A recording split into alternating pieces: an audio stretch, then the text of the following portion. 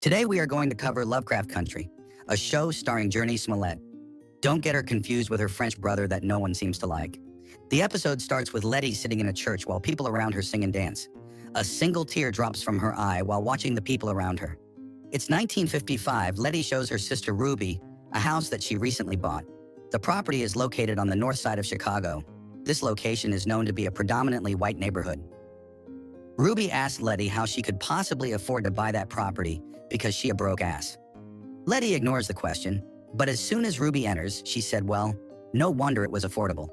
According to Letty, the property has 3 floors and 13 rooms. Letty then tells Ruby about her plan to turn the property into a boarding house. This house will act as a safe haven for black people. Ruby says she doesn't have time for this tomfoolery because she plans on applying to Marshall Field's, a retail store in a predominantly white area. Ruby reluctantly agrees to move in with Letty and help her fix the house up.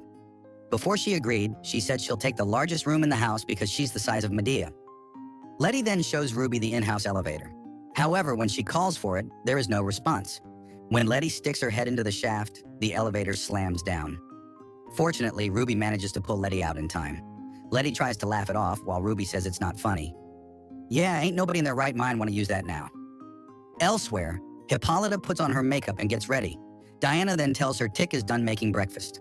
Hippolyta takes George's favorite book, Dracula, from the drawer and starts tearing the pages out. Downstairs, Diana and Tick prepare breakfast. Diana pauses as she almost sets a place at the table for her deceased father.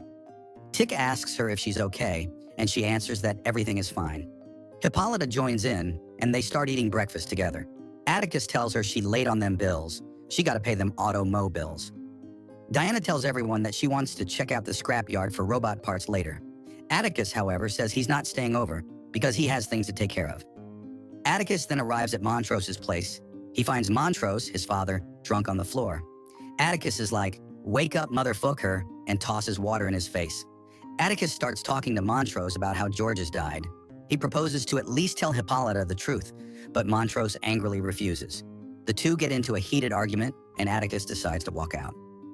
The next day, Letty begins accepting tenants into her new home. She takes pictures of the people in the house as she passes through. Someone tries to be friendly to Ruby, but she like, bye, Felicia. Soon after, Atticus arrives to say his goodbyes. Diana and Hippolyta seem to be doing better, so he thinks it might be time for him to return to Florida. Letty says she has a free room, and Tick can stay there for a few days. Tick tells her he can't. While Letty is hugging Tick, she hears cars honking outside. As they head out, they see 3 white men in their vehicles. These are the Temu versions of James Dean. They look like frozen Jimmy Dean sausages. Police officers pass by and act as if nothing is wrong. In fact, they ass is smiling as if they're proud. Atticus then decides to stick around a little longer. 3 days later, Letty sleeps while a ghost pulls the cover off her. The ghost appears as an elderly woman watching Letty sleep. The woman then yanks the blanket off Letty, waking her up. Damn, that old lady just wanted to pound her. Letty gets up, opens the windows, and hears the car horns outside the house. The white people's harassment apparently has been going on for a couple of days now. Letty then heads to the basement to check out the boiler. As she fixes it, she hears a loud bang. The sound seems to come from further within the basement. The banging sound continues while Letty follows it to its source. After tracing it to a cellar door, Letty runs in terror when she hears several voices whispering to her. Later, Letty returns with Atticus to the cellar. Tick goes into the basement with a baseball bat in his hand and doesn't find anything. Damn, man's all oiled up with big muscles. Letty insists that something was trying to get out of there. Atticus tells her it might be stress. He then says that it is understandable, considering what they have been through. Letty thinks it was their white neighbors who messed with the boiler. Because of this, Tick offers to nail the basement windows down. I bet that's not the only thing Letty wants him to nail down. Letty thanks him while holding his hand. He takes his hand back because he married to Megan Good. A couple of days later, Letty hosts a housewarming party. Ruby sings in the living room while everyone is drinking and dancing. You know damn well those white people jealous right now because they was not invited to the cookout. Letty goes to the kitchen and thanks Hippolyta for bringing so much food. Hippolyta says she had lots of leftovers, so it's actually Letty doing her a favor to prevent Hippolyta from looking like a hippo. Hippolyta then starts talking about Atticus.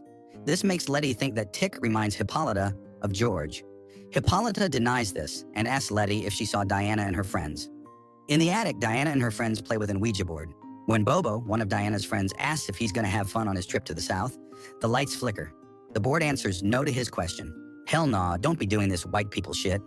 They then follow up by asking who they are talking to. The board then spells out George's name.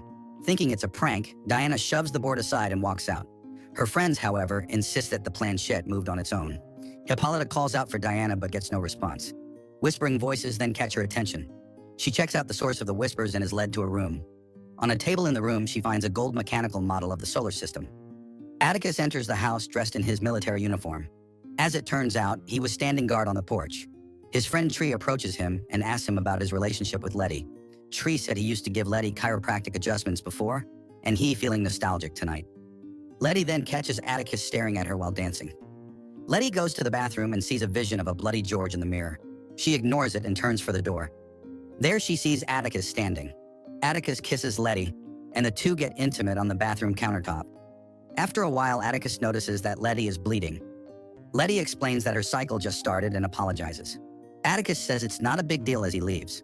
He probably prefers it a little bloody anyway. After a while, Ruby brags about how she's gonna apply to that retail store she always yapping about. She says if more black folks were like her, their race would be further along.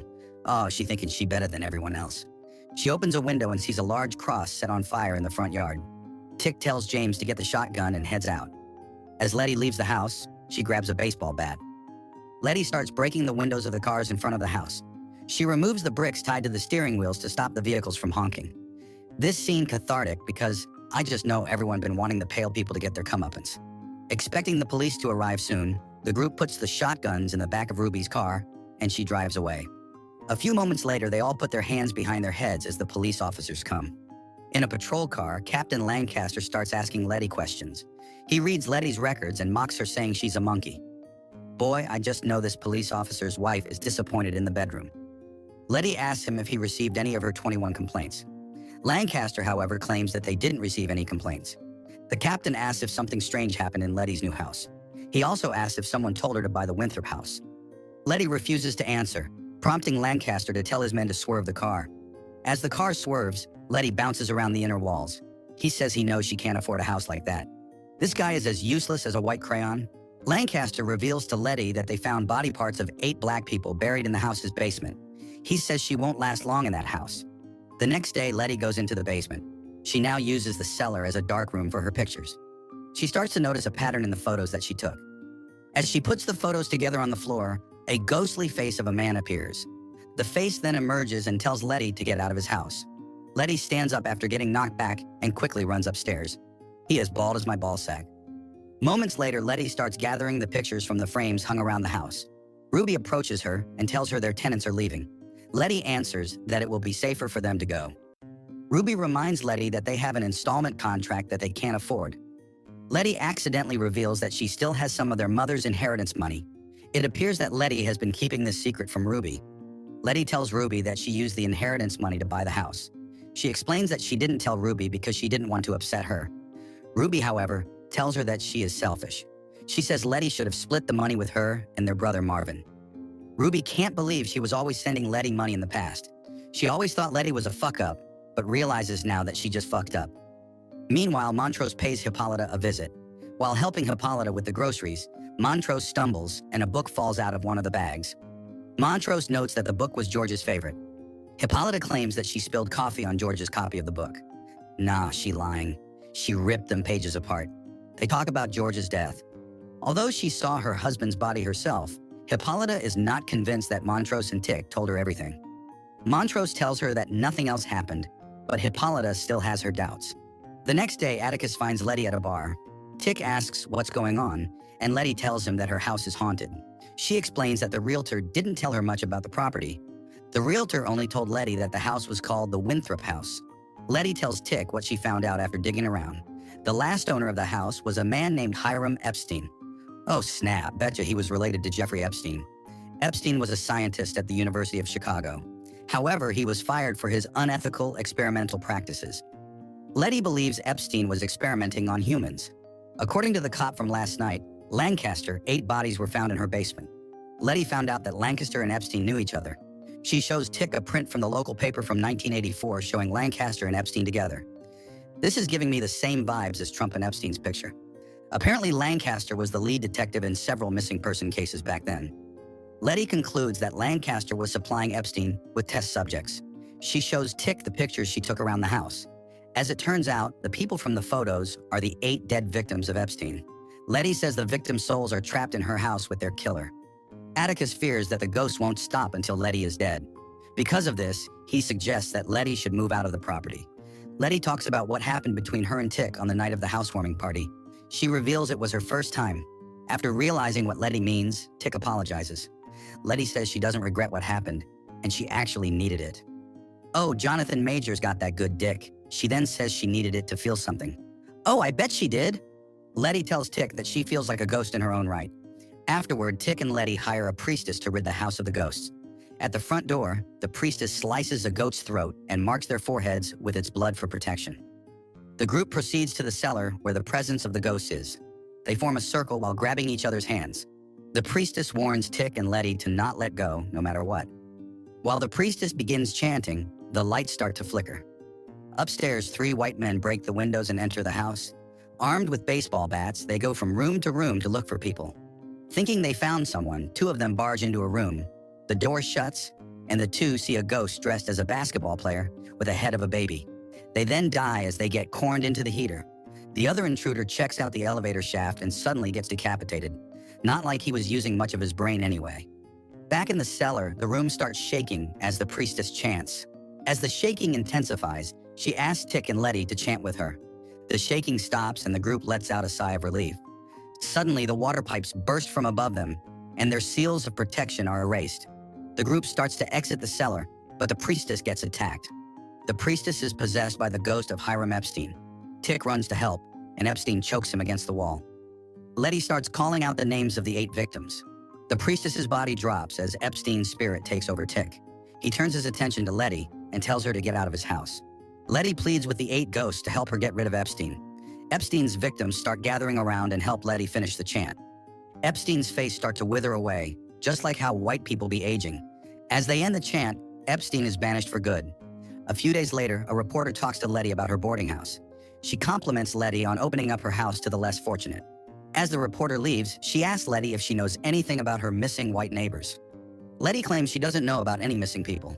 In actuality, the bodies of the intruders are in the tunnels beneath the property. Elsewhere, Atticus stakes out the realtor who sold Letty the Winthrop house. Christina then arrives in a silver sedan. As it turns out, Christina paid the realtor to sell the Winthrop house to Letty. The realtor leaves as Atticus enters the room. Atticus states that Letty's inheritance didn't come from her mother. He figured out that Christina was behind it all along. Tick explains that he saw the name Winthrop carved into one of Christina's father's paintings. Christina explains who Horatio Winthrop was and how he was connected to Epstein. Tick tells her that he isn't interested in her history lesson and pulls out a gun. He tells Christina to stay away from his family. However, Christina uses her magic to immobilize Tick. She tells Atticus that her father was invulnerable before, but the magic was removed and Atticus had ended up killing her father indirectly when they tried to open the Garden of Eden. After Christina finishes, she slips her card into Tick's pocket. She tells Tick to call her when he's ready to talk more about her family's legacy. Before she leaves, she tells Tick that he should know better than to shoot a white woman. Tick stands immobilized as Christina leaves, and the episode ends. That's the end of the 3rd episode. What did you guys think? Should we cover more?